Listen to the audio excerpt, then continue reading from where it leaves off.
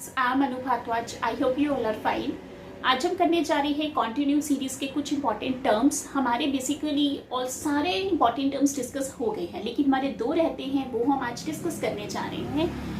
Continue series होता क्या है, हमने उसके बाद उसके important terms like range, class limits, class intervals, like width of the class interval. We have discussed so many, right, about the important terms which are under the continuous series, but today we are going to discuss about the last two important terms, that is the frequency distribution and the class frequency. So let's start. क्या है frequency distribution? अगर आपने मेरे previous lectures देखे हो ना, तो मैं आपको पहले ये बता चुकी हूँ कि फ्रीक्वेंसी डिस्ट्रीब्यूशन होती क्या है।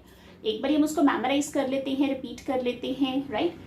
सो डेफिनेशन क्या है, लिखी हुई है, समझा दूंगी, पढ़ लेंगे, लेकिन है क्या, हम उसको मेमोराइज कर लेते हैं एक बारी। So let's start. Frequency distribution is a table which shows how the different values of a variable are distributed. कि मतलब एक ऐसा टेबल जो हमें क्या शो करता है कि डिफरेंट वैल्यूज जो है वेरिएबल्स की, वो कैसे डिस्ट्रीब्यूट होती है डिफरेंट क्लासेस में, along with the corresponding class frequencies. जैसे मान लो कि इसका मतलब क्या है कि मान लो एक क्लास में जितने भी आइटम्स है, वेरिएबल्स है, वो कितनी बारी रिपीट हो रही हैं, that is the frequency distribution. जैसे हम एक एग्जांपल ले लेते हैं। अगर आपने प्रीवियसली मेरे फ्रीक्वेंसी डिस्ट्रीब्यूशन कंसेप्ट जो मैंने समझाया था देखो, तो हमने वेट की एग्जांपल ली थी। अब वेट क्या है भाई, वेट को आप काउंट कर सकते हो? नहीं, हम वेट को थोड़ी काउंट कर सकते हैं। मान लो एक पर्टिकुलर क्लास है, उसमें मैं देखना चाहती हूँ कि बच्चों के कितना वेट है। Can I count the weight? No, I can not count the weight. मैं वेट को नहीं काउंट कर सकती हूँ, बिकॉज मैं उसको मेजर कर सकती हूँ, राइट, क्योंकि हम वेट को मेजर कर सकते हैं, right, we can not count it. So that's why weight जो है कॉन्टिन्यूस सीरीज या एक कॉन्टिन्यूस वेरिएबल है, ठीक है।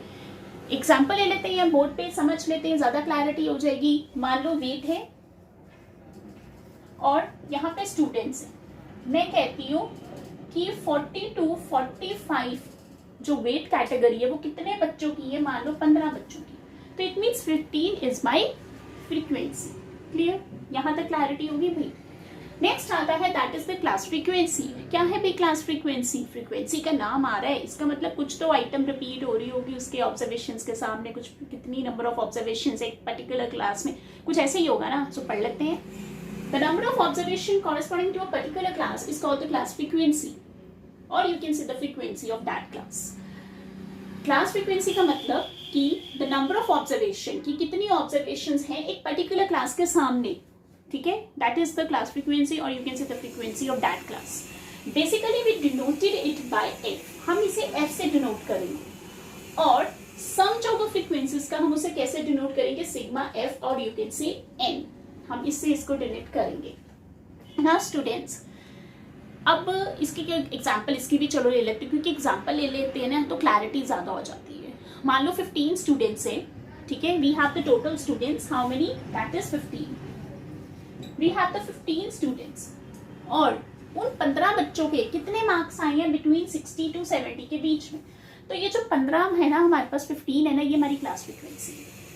क्लियर हो गया यहाँ तक? आई थिंक यहाँ तक क्लैरिटी होगी। सो बड़े इंपॉर्टेंट कंसेप्ट तो हैं, लेकिन इंटरेस्टिंग भी है, इजी भी है, क्योंकि ये छोटे छोटे इंपॉर्टेंट टर्म्स आपको आगे जाके बहुत ज़्यादा बेनिफिट देंगे।